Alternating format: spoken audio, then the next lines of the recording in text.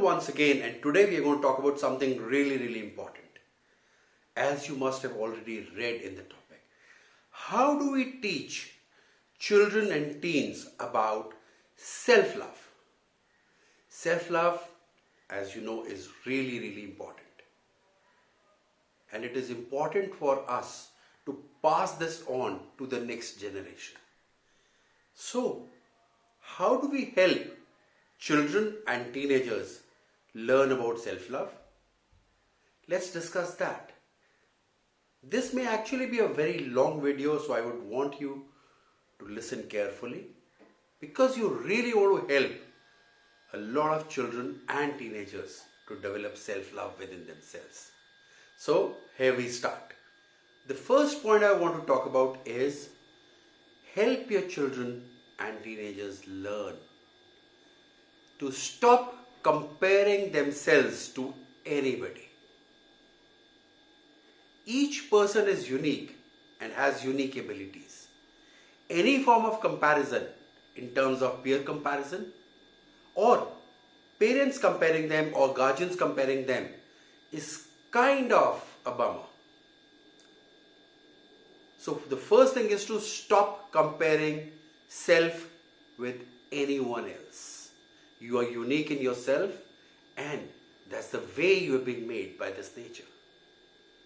There is no race. You have your own goals, your own path, and you got to walk it there. And when you have to walk there, you develop your own skills and your own persona. If you keep comparing it with others, it has chances that it will pull you down or put you into pressure. So stop comparing.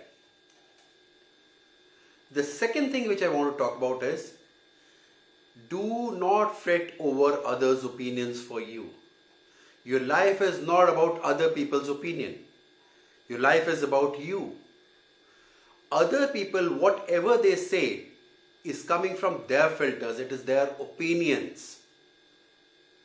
Finally, it has nothing to do with your life per se.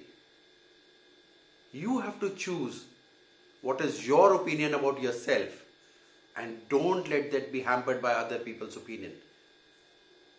Fix what you want. Look at what you want in your life. Look at the way you want to lead your life, and that's okay. You can choose whatever path you want to walk in. You can choose whatever you want to change. Opinion of other people only sometimes matter when they boost you up.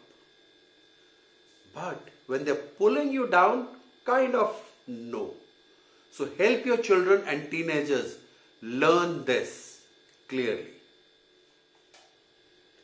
Next, the third point is allow your children and teenagers and yourself also to make mistakes. It's okay to make mistakes. We all are learning. We all are growing. Mistakes do not hamper anything. Mistakes are only learning points. Each time we make a mistake, we learn from it. Focus on the feedback you've got from the system. Focus on your learning. Making mistakes is okay. We all do it. Fourth point. Your value does not depend on how you look like. Your value absolutely does not depend on how you look like in the eyes of others. How you build yourself internally, how you focus on what you got to do, what you feel like, what you want, what you desire from yourself, and how you get it is more important. Focusing on what is my opinion I want for myself is really important. So, relax a little. And next, fifth point, learn to draw boundaries. If you experience toxicity in any bond or relationship, loosen it up. You can choose to even let it go. There is no place for external toxicity in your life, and there's no place for internal toxicity about anybody else. Let it go. it's good to draw boundaries and protect yourself.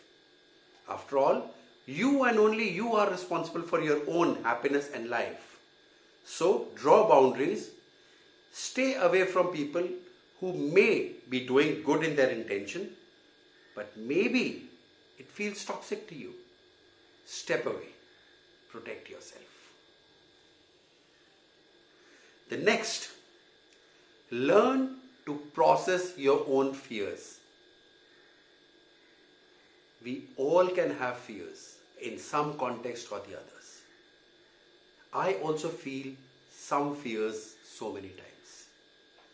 Yet, it is a skill and an art to learn to process one's own fears and not give in to them. Once we learn to process our own fears, we also learn to win over them, come over them. So learn to process your own fears. And then trust yourself. You know you will make good decisions in life about yourself. Trust yourself. Think about it. Make your decisions independently.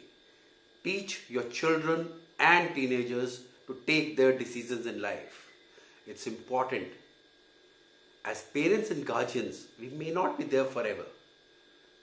But the abilities you impart to your children and teenagers, that they can take decisions on their own, whether sometimes they work or not is another story. But then the ability is really, really important. So help your children, your teenagers to take their own decisions. Create your own opportunities. Help others, help your children, help your teenagers to create their own opportunities. Serving everything on a platter may give them a sense of entitlement. Well, we see today, we talk to a lot of children today, a lot of teenagers today and parents today. There is an increasing sense of entitlement without really working for it. Where is this coming from? This is coming from not letting children do their own things. By imposing stuff. By telling them that life is going to be this way. Let them experiment. And that's true for you too. Experiment. Trust that you're going to take great decisions in your life. And then, the most important one. Really, really, this is important. This is true for you and for children and teenagers throughout. Put yourself first. Put yourself first. No matter how many times I say that, it's important. Maybe sometimes children learn to put others first and then they get into a trap called perfect in other people's eyes, perfect in the parents' eyes or the teacher's eyes, something. This can cause a lot of suffering. Help everyone around you to put themselves first and choose themselves. It's really, really important. It does not mean that you're not choosing others.